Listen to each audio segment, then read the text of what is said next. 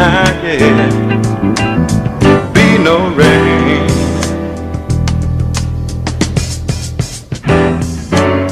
Be no rain.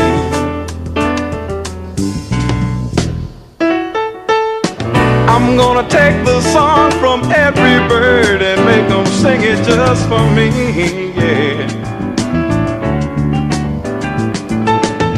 Birds got something to teach us all about being free, yeah.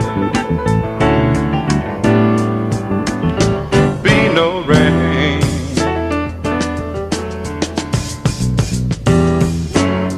Be no rain.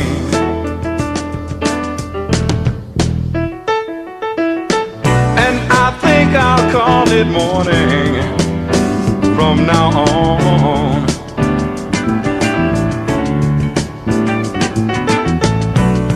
Why should I survive on sadness and tell myself I've got to be alone?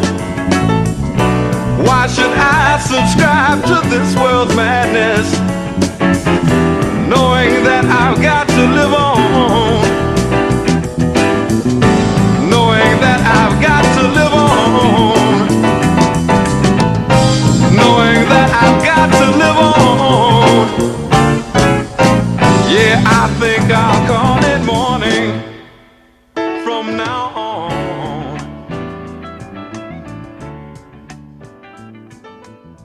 I'm gonna take myself a piece. You know, I never tired of that song. I never tire of it. Hearing it just brings me a great deal of joy and happiness. We up early, good people. Good morning. I'm Babz Rawls-Ivy. Welcome to LoveBabz Love Talk. I'm glad y'all are up. All y'all going to the gym, all y'all leaving the gym, all y'all getting water, all y'all going to pee. Thank you for tuning in. Woo! We had an election yesterday. I voted. Some wins yesterday. Some wins. I see Luke Bronin won. Did he win? I think Ned Lamont won. These are primaries. I think Eli Sabin won. Whew. It's a time. It's a time. It's a time. Now now I gotta go over to the Independent. Now I gotta go over to the Independent and see what's up. You know, because I turned the news on a little late this morning. So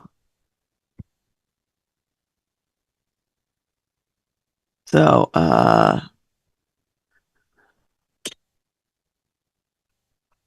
gotta go find out what's happening in the world. Hanging out yesterday with my peoples. Ian finally came by and hung out with his girlfriends, me and Ife. he finally found some time to hang out with us, because he likes his girlfriends. So he hung out. Yeah, so Pat Dillon conceded yesterday to, I guess, Eli Sabin. Wildelise Bermudez had her victory speech at Mexicali. Some Eli Sabin had some remarks. I guess where was he? I don't know where he was at. So, I didn't get to cover none of the elections. Nobody from the Independent called me to cover nothing, which is really fine because I wouldn't have been able to cover nothing anyway. But still, I like to be asked. They had a big race out there for the 97 district primary. So Leland Moore lost to Wildelise. They had a lot of voting going on. So yes. Bermudez defeats Moore. Sabin defeats Dillon. Wow. I mean, this is a lot going on. So he had his party at Delaney's. Uh, I see the mayor is hanging out with Eli Sabin. Uh-huh. Congratulations. I think I sent him a text. You know, Pat Dillon served honorably and well. And it's no easy thing to serve that long and to make that many friends and do all the good that she has done. So, listen. Uh, well, yeah. So, whew, it's a lot going on. Lot. So I'm just reading the Laura Gillespie piece now. But anyway, here's what I'm gonna say. Congratulations to all the folks that won the primary. The work continues. The work begins, and you got to get out there and win, people. So you still, the election is coming. So I feel, I feel change is in the air. Feel it coming in the air tonight. Hold on, hold on. Right? We had margaritas last night on the porch. So yeah, so let me follow. So I went to see the gastroenterologist person yesterday. I tell you what she was going to tell me about this rare tumor that's sitting on my spleen. So she couldn't really tell me anything other than go back to your doctor and talk to your doctor and see what he want to do. And I was like, well, what do you think? And she was just giving me that deer in the headlights, like, um, you know, come back in 6 months after see what he says. I don't feel no kind of way about that. I mean, I feel some kind of way about that. I was like, lady, you're the damn gastroenterologist person or whatever it is you are. Like, why can't you just say, this is what I think and this is what you should do? Or not what you should do, but here's some thought. So now I gotta go back to my doctor and be like, and black women, we got to be our best advocates because these mofos just be like, oh. So when I go back to him and he says, I said, well, she said wait 6 months, and uh, did she ask me, you don't have a history of lymphoma in your family, bitch? No, but that don't mean I can't be the first one. Like what? Oh, that just, I don't know. I was just annoyed. I think because I had to race from Bridgeport to get to Woodbridge. And it wasn't a race. It was fine. I was finished in Bridgeport. So now I got to call my doctor. I'll call him later. I might already have a follow up appointment with him. But I was like, we're not playing this game. I'm going to talk to my doctor. And, I have to tell my doctor. And my doctor is an Indian cat. And, he's been my doctor for 30 years, like a long time, since I was married. I'm like, listen, you see me, Dr. Kumar. I'm a black ass woman. The, the what needs to happen plays a little differently for black women. So let's listen. Don't treat me like you treat everybody else. Let's get into it. What should we be doing? That's where I'm at. That's where I'm at. I gotta be my own advocate. I can't mess around. Listen, I got a new grandjoy. I can't be messing around. I got stuff to do. I got to finish law school. I got all these things. Oh, so in a couple of weeks, I go see the robotic surgeon for the hysterectomy, and hear what her spiel is. Surgeons are happy to cut your ass up, but she's a robotic surgeon. So, and I'm fat, so which works for robotics because there's 4 incisions across your tummy. And that's fine. So, you know, so nothing is resolved yet. That's the point. I like things to get resolved. I don't like a wait and see attitude at all. I'm like, you see it, let's deal with it, get it. Let's go.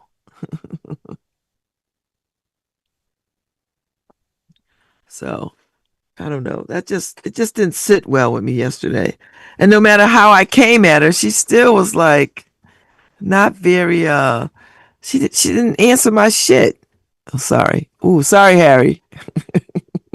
I'm annoyed. I'm just annoyed. So I'll get back at it. I'm not, listen, I'm not gonna, I'm not gonna, start a fire where there should not be one. So I'm not, you know, uh, she's a good doctor. I have my next colonoscopy on 2029. It's already scheduled for January 2029. Cause now I gotta have a colonoscopy every 5 years. Cause, I had polyps and, they removed them. Because if they didn't remove them, they would have become cancer. That's why a colonoscopy is a big deal. I'm not like most people that get all bent out of shape about a colonoscopy. Just get it done. And let me tell you something about a colonoscopy. Whatever that drug is that they put you on, I think it's fentanyl. No, propofol, whatever it is, whatever killed Michael Jackson. Listen, the best sleep I've ever had in my life was the two colonoscopies I've had 10 years apart. So I'm I don't understand. I look at people when they get all they don't want to do the prep, they don't want to do any of the stuff. I was like, first of all, no time in your life is your colon gonna be this clean if you do that prep. You do the prep, your colon will be clean. People just like to complain because they can complain. So you get the prep done. Oh, I don't like to drink this. Oh, I don't like. Shut up and save your life. That's how I see this. I'm saving my own life. It can't get any easier than that, except for the whiners about wearing a mask during COVID. You don't want to wear a mask. You can't make me. Then die. That's it. Just die. They telling you that this is how this gets in you through your nasal cavity in your mouth. And the simple thing to save your life, you don't want to do. But if you get COVID and you can't fight it off in your body, guess what happens to you? You die. You got to get on the machine of last resort. And for some people, that does not help. You're going to die. I never understood these people whining and carrying on so. Yeah, you don't have the right to tell me what to do. Okay, die. Do you see those refrigerated trucks parked all along the streets? You know what's in there? Bodies of people who did not expect to die this early. And here you are, standing in people's faces, whining about a damn mask. And at the early days of the pandemic, I had really cool masks. I had all kinds of cool. I had my sorority mask. I had bling mask. I had all kinds of masks. And then I had masks that you could put inserts in, filters. So I was fine. I was not mad about a mask. I had masks that matched outfits. I don't understand these people. The one thing you could do to save your damn life, you complaining? Simple. Wear a mask. That's all they ask you to do. And people are like, oh, that level of ignorance and privilege is astounding to me. Astounding. Oh, now this is how I think they should have played this thing. They should have just given masks to rich people. That's what they should have done. Rich people should have just been showing up all around with masks on, tricked out, all the stuff. And then people would have been like, why don't I have a mask? Why are you keeping this information from me? Oh, hell no, I'm going to get a mask. That's what they should have done. Now, it wasn't enough that you saw Asian people wearing masks because ever since I can remember, Asian people are always in masks. For me, I just thought it was air pollution, the quality of the air, but they were really trying to stave off airborne germs, which I ain't mad at them. They're still running around with masks on. Just saying. That's what they should have done. They should have just said, rich people should have just started showing up all over town with masks on, you know, and people would have been pissed off. They would have been pissed off. Oh, only the rich get the mask. I'm getting the mask. But we had a dummy president, so it wasn't going to happen like that because he's stupid. He wasn't smart. Well, that's how they should have. That would have been a great public campaign right there. Just because once you let people think that other people are getting something that they're not getting, they'll just go. They'll want it. Honest to God, they'll want it. Oh, you're gonna give it to them, but you're not gonna give it to us. People will be protesting the whole thing. There'd have been mass. The whole communities would have been masked. No problems. You couldn't keep masks in the community if you did it that way, because people are stupid. And they want what other people have. And this run to what elites and rich people have is a real thing. So they didn't play that card. So people out here like, they want to wear masks. Like, y'all are stupid. This little cheap ass thing to save your life, and you don't want to do it.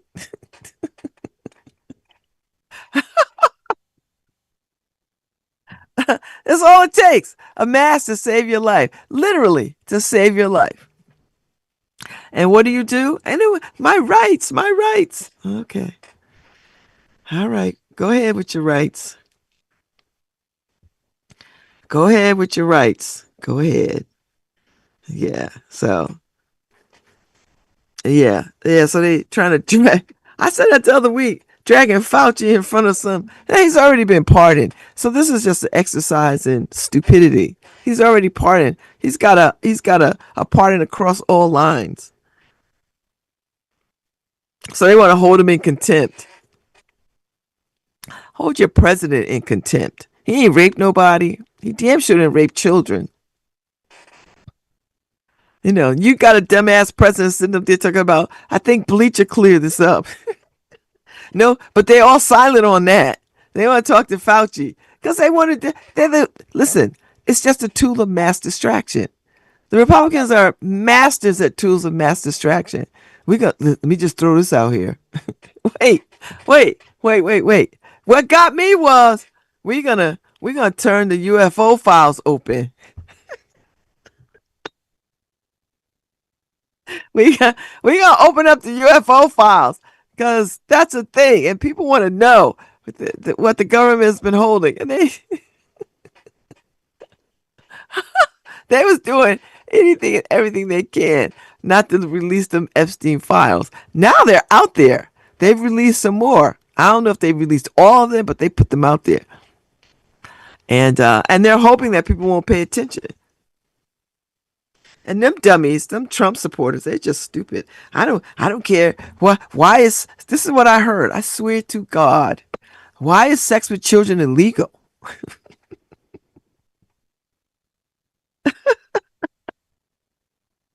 I was like, you know what?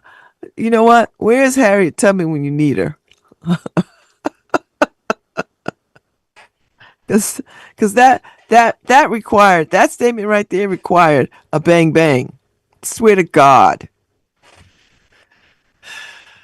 People are crazy. These people are crazy, crazy, crazy, crazy, crazy, crazy, crazy. Why is that bad? Okay. All right. If you got to ask that question, you already know the answer. And you're just sick. So go sit down. Go sit down for somebody to knock your teeth out. Because that's the next thing. So I listen. Anyway, I got a good guest coming on this morning.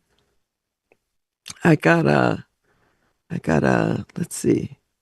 I got LaRue Pierce, Dr. LaRue A. Pierce. He's the Dean of Student Affairs and Deputy of the Title IV Coordinator. No, Title IX. Sorry. My room, forgetting how to read Roman numerals. Title IX Coordinator and Student Affairs at Connecticut State Community College at Gateway. So he's my guest this morning. So I'm gonna talk to him at 7:10. He's coming out at 7:10, and we're gonna talk about what's going on at Gateway. What's happening at community college level in the state of Connecticut. And I'm gonna ask him, did he go to the conclave? Because he's a Q.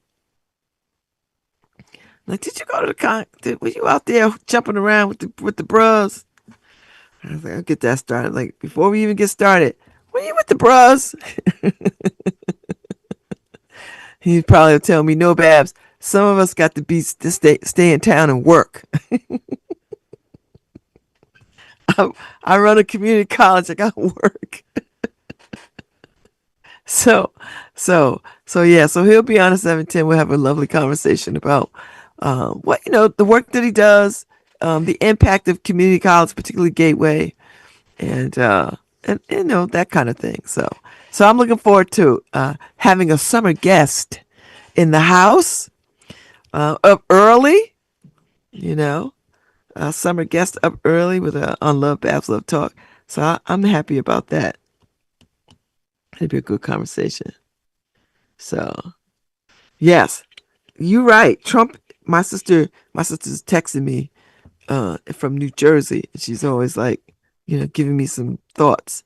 Trump administration trying to roll back a lot of the Title IX provisions. What are they not trying to roll back? You know what they're trying to do? They're trying to get everybody in the fields. Swing low, sweet chariot, coming for to carry me home. Swing low, sweet chariot, coming for to carry me home. I looked over Jordan, and what did I see? A band of angels coming after me. We all gonna be singing Negro spirituals. I'll be right back. We'll talk some more. I'll be back with Dr. Pierce. I'm a true believer that if you get anything out of life, you got to put up with the toils and strife. Now listen. You're pushing my love a little bit too far. I don't think you know how blessed you are. And your friend Annie Mae tell you all she see. Have you ever thought she was trying to get close to me? Yeah. Think it over. Think it over, girl. Think it over.